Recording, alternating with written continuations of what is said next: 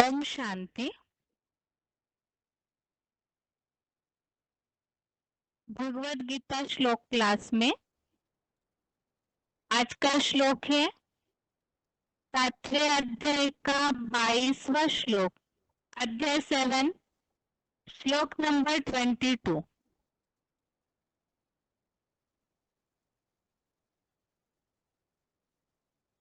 श्लोक है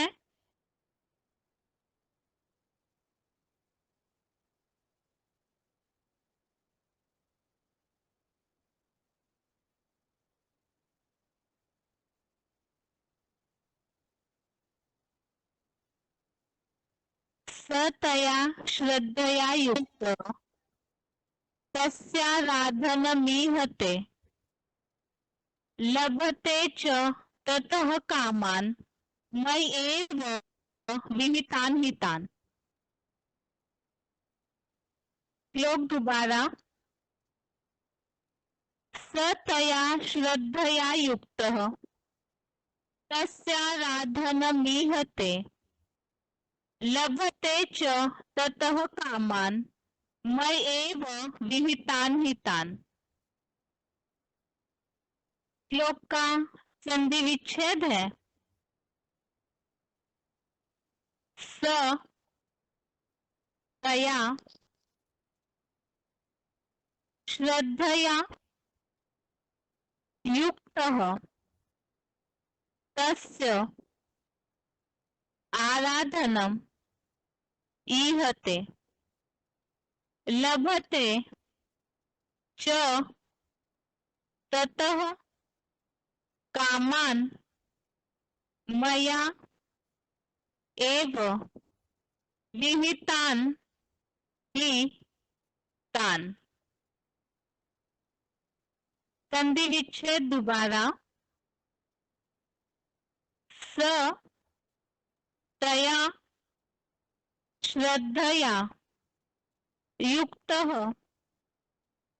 तस्य आराधनम् ईहते लभते च ततः कामान् मया एव विहितान् हि तान्।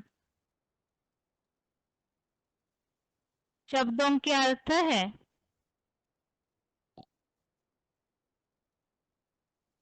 तया अर्थात उस, श्रद्धया अर्थात श्रद्धा से,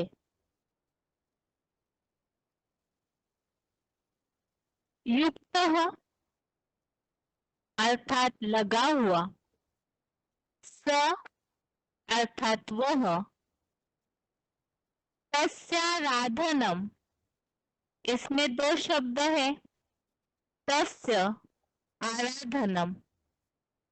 तस्य अर्थात उसकी, आराधनम अर्थात आराधना, ईहते अर्थात चाहता है, च अर्थात और, ही अर्थात निसंदेह, ततः अर्थात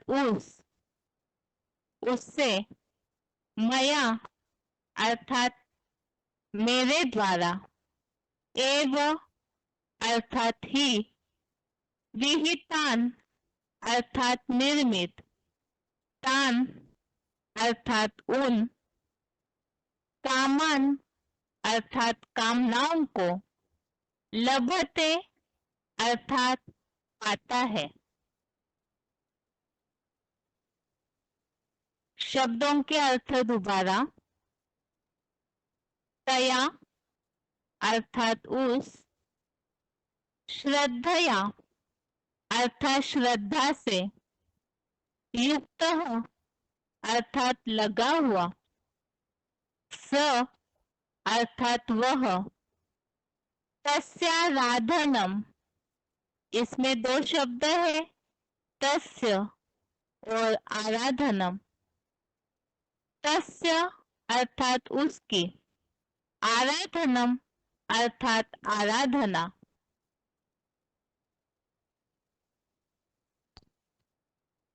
ईहते अर्थात चाहता है। च अर्थात और। ही अर्थात निसंदेह। ततः अर्थात उससे। मया अर्थात मेरे द्वारा। एव अर्थात ही। विहितान अर्थात निर्मित। तान अर्थात उन। कामन अर्थात कामनाओं को। लभते अर्थात पाता है। श्लोक का अर्थ है, उस श्रद्धा से लगा हुआ वह उसकी आराधना चाहता है तो निसंदेह उससे मेरे द्वारा ही निर्मित उन कामनाओं को पाता है। जहाँ टॉपिक चल रहा है श्लोकों का भी अलग अन्य देवताओं की उपासना का विषय, तो उसमें जैसे कि हमने 2 श्लोकों में उल्लेख देखा है कि अपने अपने स्वभाव से बंधे हुए होने के कारण दूसरे देवताओं की शरण में जाते हैं और यहाँ ही पुरुषोत्तम संगम युग में ही अपने अपने शूटिंग करते हैं। और जैसे कि 21वें श्लोक में हमने देखा, जो जिनकी पूजा करते हैं, मनोती करते हैं, वो उसी धर्म के हैं। अर्थात जो जो जिनकी शरण लेते हैं यहाँ संगम युग में, उनकी श्रद्धा अर्चना करते हैं, तो भगवान उनके लिए यहाँ पुरुषोत्तम संगम युग में उसी अचल श्रद्धा को निश्चित करते हैं। और ऐसे अन्य देवों की उपासना में जो श्रद्धा से लगे हुए हैं, जो आज के श्लोक में उल्लेख है कि उस श्रद्धा से लगा हुआ, अर्थात जहां जहां ऐसे भगवान को छोड़कर दूसरे देवों के प्रति श्रद्धा लगी हुई है, कहीं ना कहीं संगम युग में नीची कुरी के ब्राह्मणों के प्रभावित हो जाते हैं, शरण में जाते हैं। तो ऐसी श्रद्धा से लगा हुआ वो उनकी आराधना चाहता है और निसंदेह उसे मेरे द्वारा ही उन कामनाओं को पाता है। अर्थात जैसे मुरलियों में उल्लेख आता है, भगवान भावना का भाड़ा देते हैं, भक्ति का रिटर्न तो मिलता है। तो अलग अलग देवताओं की उपासना जो भी करने वाले हैं, उनको भी भगवान के द्वारा ही उन कामनाओं की प्राप्ति होती है। अब वो कैसे होती है, क्या प्राप्ति होती है, तो उसे श्लोक संबंधित जो पॉइंट्स लिए हुए हैं उसे हम आगे सुनेंगे ही। लेकिन इस श्लोक का अर्थ समझने के लिए साथ में क्लैरिफिकेशन का अर्थ पढ़ते हैं। क्लैरिफिकेशन सहित अर्थ है, उस श्रद्धा से लगा हुआ वह भक्त उस कुली के ब्राह्मण सो देव की आराधना सेवा भाव चाहता है और निसंदेह उस ब्राह्मण देव से मेरे द्वारा ही पुरुषोत्तम संगम की मानसिक सृष्टि में निर्मित उन कामनाओं को जो मन में सोचता है वही चतुर्युगी में पाता है। अब इसके लिए भी ये जो उल्लेख आया है, जो मन में सोचता है वही चतुर्युगी में पाता है, जैसे कल जो हमने श्लोक समझने के लिए पॉइंट्स समझे थे मुरलियों के, उसमें एक बात का उल्लेख आया था कि जिनको भी जो भक्ति मार्ग में साक्षात्कार वगैरह होते हैं, जैसे सूरदास, मीराबाई आदि जो भी भक्त हुए द्वापर कलयुग में, उनको जो भी साक्षात्कार वगैरह होने की रस्म चली आई, तो उसकी शूटिंग यहाँ ही नोंद होती है। जो कल के श्लोक में उल्लेख हमने देखा, कल्प कल्प की पुरुषोत्तम संगमी शूटिंग में ही निश्चित करता हूँ। तो यहाँ भी आज के श्लोक में इस बात का उल्लेख है, जो मन में सोचता है वही चतुर्युगी में पाता है। तो वो वहाँ यहाँ संगम में शूटिंग होती है और वहाँ बाकी युगों में अर्थात खास तो द्वापर कलयुग में उन भक्तों को उनके कामनाओं की प्राप्ति होती है। लेकिन कैसे प्राप्ति होती है? जो यहाँ श्लोक में उल्लेख किया हुआ है कि जो जिनकी श्रद्धा में लगा हुआ भक्त है, वो उसी कुरी के ब्राह्मण सो देव की आराधना या सेवा भाव चाहता है। अर्थात जो अन्य देवों की शरण में जाते हैं, उनकी अर्चना करते हैं, उनकी आराधना करते हैं, अब वो वास्तव में जो अन्य देवताएं हैं, वो खुद प्राप्ति कराने वाले नहीं है, क्योंकि वो भी तो भगवान से ही लेते हैं। इसीलिए ही निसंदेह उस ब्राह्मण देव से अर्थात वो जो भी प्राप्ति भक्तों को होती है, वो मेरे द्वारा ही अर्थात भगवान के द्वारा ही, सुप्रीम सोल शिव के द्वारा ही उन कामनाओं को पाता है। वो कैसे पाते हैं? साक्षात्कारों के द्वारा, या और भी ऐसे अलग अलग तरीके हैं जो भक्तों को उनकी भावना का, भक्ति का रिटर्न मिलता है। वो कैसे मिलता है? और अन्य देवों की जो उपासना करने वाले हैं, उनकी प्राप्ति भगवान ही क्यों कराते हैं? तो ये सारी बातों का उल्लेख हम मुरलियों में जो उल्लेख शिव बाबा ने बताया है, मुरलियों के क्लैरिफिकेशन में, उसके द्वारा ही समझेंगे। श्लोक का अर्थ सार यही है कि जो भी अन्य देवताओं की आराधना करते हैं, उनको भगवान के द्वारा ही प्राप्ति होती है। ये श्लोक का अर्थ है। उच्चारण सुनते हैं, उसके बाद पॉइंट्स। सतया श्रद्धया युक्तः तस्याराधनमीहते लभते च ततः कामान् मयैव विहितान् हितान्। उस श्रद्धा से लगा हुआ वह भक्त उस पुरुषार्थी ब्राह्मण सो देव की आराधना सेवा भाव चाहता है और निस्संदेह उस ब्राह्मण देव से मेरे द्वारा ही पुरुषोत्तम संगम की मानसी सृष्टि में निर्मित उन कामनाओं को जो मन में सोचता है वही चतुर्युगी में पाता है। सतया श्रद्धया युक्तः तस्याराधनमीहते लभते च ततः कामान् मयैव विहितान् हितान्।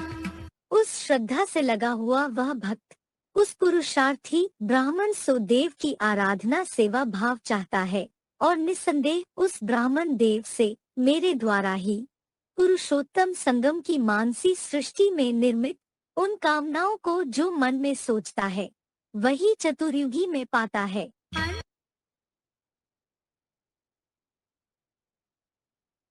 आगे है पॉइंट्स।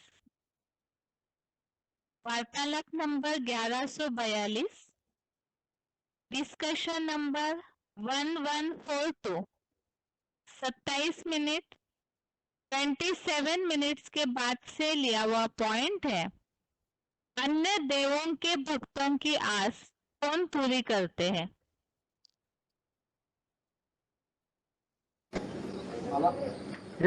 साईं बाबा अपने भक्तों को अभी भी साक्षात्कार कराते हैं, जैसे उनके भक्त। कौन? साईं बाबा।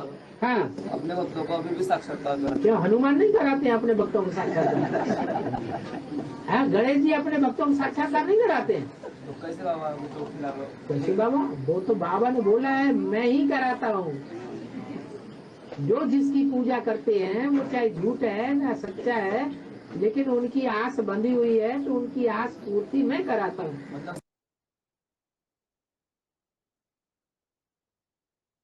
आगे है। वार्तालाप 1824, डिस्कशन नंबर 1824, 1 घंटा 5 मिनट, 1 hour 5 minutes के बाद से लिया हुआ पॉइंट है। जो जिसकी पूजा करते हैं उनकी प्राप्ति भगवान ही निश्चित करते हैं। एकलव्य था, एक को लव करने वाला तो था, लेकिन शूद्र कुल का था, विचारी था, विकार में जाने वाला था, बहुत विकारी था, जंगली कहीं का। कैसा था है? इसलिए मना कर दिया। तुम रॉयल नहीं हो, रॉयल परिवार के नहीं हो, राजाई परिवार के नहीं हो। मगर उसने सीखा ना, विद्या अपने आप सीखा है। गुरु का जो स्टैचू बना के गुरु से प्रेरणा लेके उन्होंने तो अपना विद्या सीखा है, जो कि अर्जुन से बहुत बड़ा हुआ। प्रेरणा देने वाला साकार में चैतन्य होता है या जड़ मूर्ति होती है? मूर्ति कैसी थी? जड़ मूर्ति। वो जड़ मूर्ति जो बनाई वो उसकी भावना ने बनाई। भाव प्रधान विश्व रचि राखा, उसकी भावना ने उसको दी। जितना जो कुछ दिया वो भावना के आधार पर मिला। भगवान भी यही कहते हैं, चाहे कोई हनुमान को पूजता है, चाहे कोई गणेश को पूजता है, चाहे कोई रामकृष्ण देवताओं को पूजता है, जो जिसको पूजता है उसकी भावना के अनुसार मैं उसका भाड़ा दे देता हूँ। पत्थर को पूजता है, पत्थर की मूर्ति को पूजता है, तो उसकी भावना के अनुसार उसको भाड़ा दे दे। द्रोणाचार्य ने भावना का भाड़ा नहीं दिया।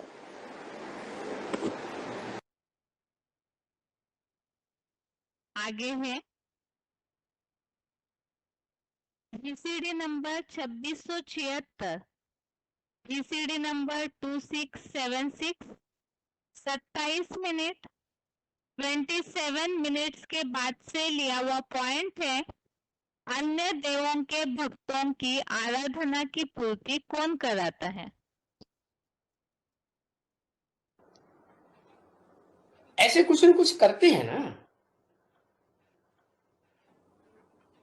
अभी वो तो ठीक है, क्योंकि भक्ति मार्ग में भी जो कुछ करते हैं भक्ति, उसका फल तो कुछ न कुछ मिलता है, अल्पकाल का फल मिलता है।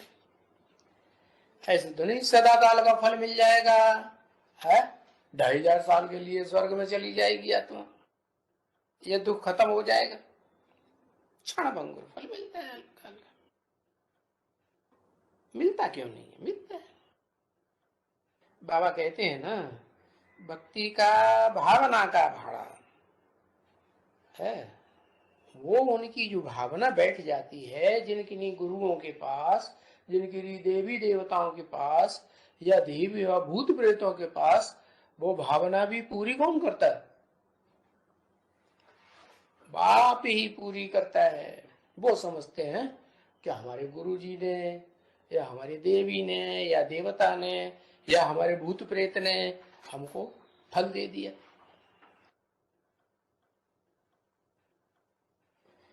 भले हनुमान को भी कहते हैं ना है कि ये भगवान है। कौन? हनुमान। तो चलो बैठ करके वो जब हनुमान को याद करते हैं तो हनुमान का उनको साक्षात्कार हो जाता है। भावना बैठी हुई है ना, तो हनुमान का साक्षात्कार हो जाता है। 18/9/1967 की वाणी का 5वां पेज।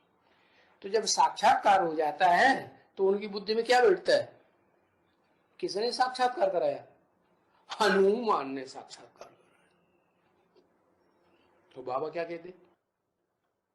साक्षात्कार की चाबी मैं किसी को देता ही नहीं है, और सारा ज्ञान दे दूंगा, देता हूं, लेकिन साक्षात्कार की चाबी किसी को नहीं देता हूं। वो समझते हैं क्या, भगत लोग क्या समझ लेते हैं कि हनुमान ने साक्षात्कार कराया, देवी ने साक्षात्कार कराया, हमारे भूत प्रेत ने साक्षात्कार कराया।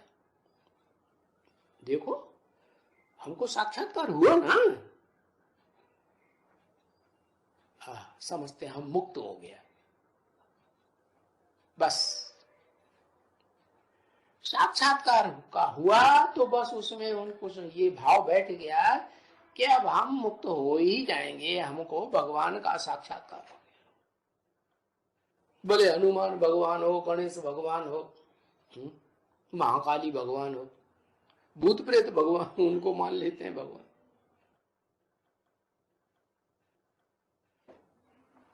कोई लक्ष्मी नारायण का साक्षात्कार हुआ, कृष्ण का साक्षात्कार हुआ, या किसी का भी हुआ, तो उनको ये भाव बैठ जाता है।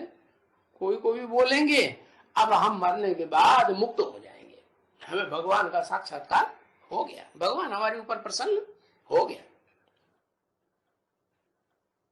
और फिर अब हम मुक्त हो जाएंगे तो फिर कृष्णपुरी में जाएंगे।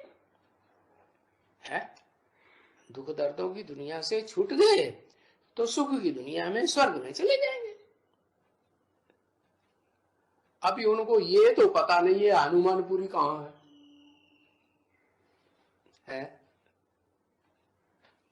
कहाँ हो सकती है हनुमानपुरी? बताओ ये हनुमानपुरी कहाँ हो सकती है जो हनुमानपुरी में जाएंगे?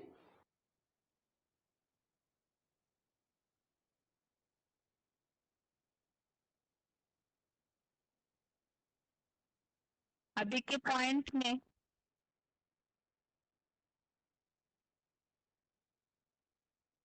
पॉइंट्स में जैसे उल्लेख आया है, जो श्लोक में उल्लेख है कि जो भी जिनकी पूजा करते हैं, आराधना करते हैं, उनको मेरे द्वारा ही प्राप्ति होती है। तो ये जो साक्षात्कार की चाबी है वो तो शिव बाबा के पास है, और वही और देवताओं की जो भी भक्ति करते हैं उनको साक्षात्कार के द्वारा प्राप्ति भी वही सुप्रीम सोल शिव ही कराते। आगे का पॉइंट है BCD number 1478, BCD number 1478, 33 minute 33 minutes के बाद से लिया हुआ पॉइंट है मनोकामनाओं की पूर्ति।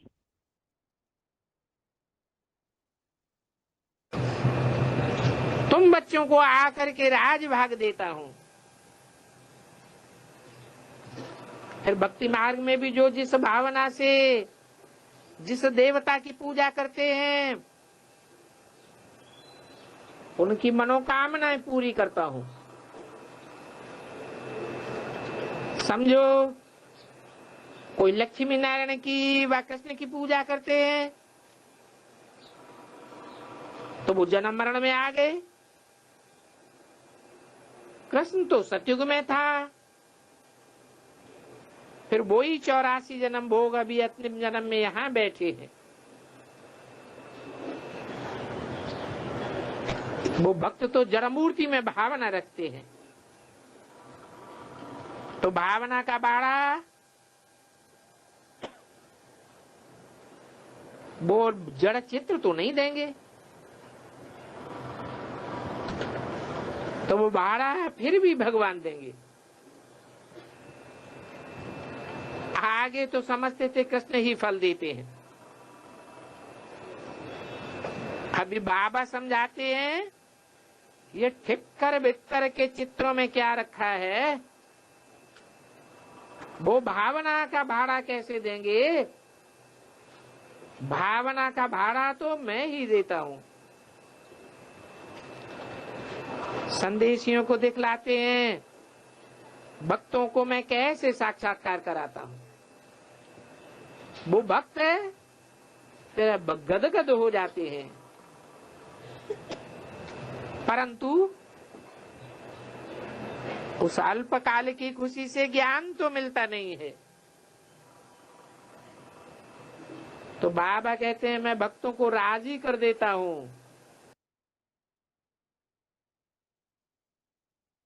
आगे है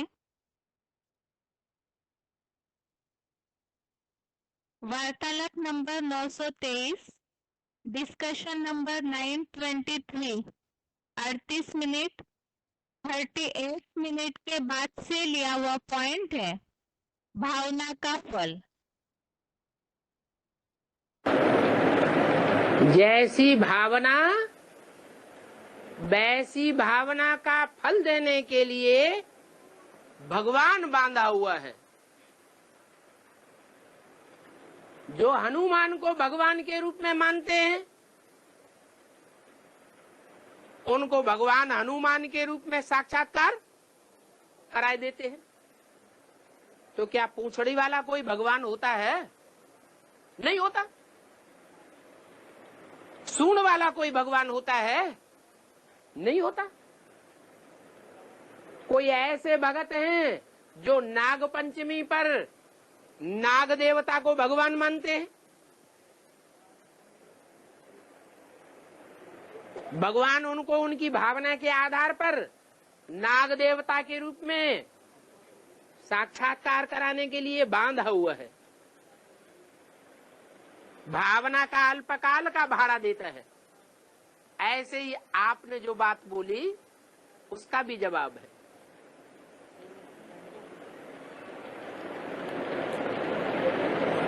समझ में आया? हाँ, तो भावना है ना उनकी। हिंदुओं की भावना है। क्या मुसलमान दुनिया में नहीं रहते? क्या क्रिश्चियन दुनिया में नहीं रहते? उनकी तो ये भावना नहीं है। तो वो भावना मात्र है या सच्चाई है? है? भावना मात्र है। आगे का पॉइंट है audio number 206, audio number 206, 56 minute 56 minutes के बाद से लिया हुआ पॉइंट है। जो जिसकी पूजा करते हैं उनके कामनाओं की पूर्ति भगवान करते हैं।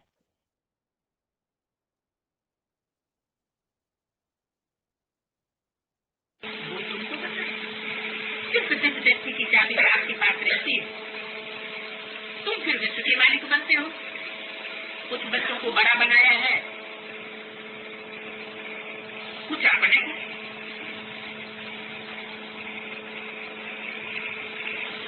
फर्क सिर्फ ये है कि जिस व्यक्ति की चाबी और किसी को नहीं देता।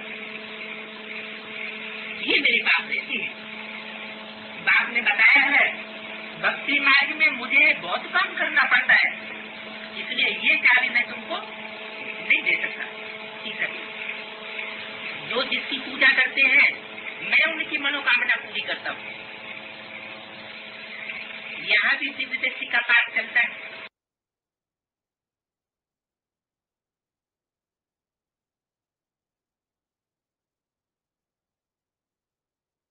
अभी तक के पॉइंट्स में हमने श्लोक संबंधित बातों को समझा है। जैसे कि शिव बाबा ने बोला कि भक्ति मार्ग में बहुत मुझे काम करना पड़ता है। तो जो भी जिनकी पूजा करते हैं अलग अलग देवताओं की, तो उनके कामनाओं की पूर्ति भगवान ही करते हैं। भावना का भी फल देते हैं, भावना का भाड़ा भी भगवान ही देते हैं। तो और भी जो देवताएं हैं वास्तव में वो देने वाले नहीं, तो उनकी सारी पूर्ति जो है वो शिव बाबा ही कराते हैं। ये श्लोक का सार है। इसके अलावा बेसिक कोर्स संबंधित क्लास के लिए एक खास सूचना, कल के अर्थात गुरुवार के क्लास में, जैसे इसके पहले शुक्रवार को बेसिक कोर्स होता था, तो अभी ऑनलाइन श्लोक टेस्ट के चलते गुरुवार के दिन बेसिक कोर्स होगा। और इसमें जैसे कि भगवान सर्वव्यापी नहीं है, ये टॉपिक हम अभी तक पूरा कर चुके हैं। कल के बेसिक कोर्स के क्लास से आगे के हफ्तों में एक नया टॉपिक शुरू हो रहा है, शिव शंकर। उसमें बहुत सारी बातों को हम समझेंगे।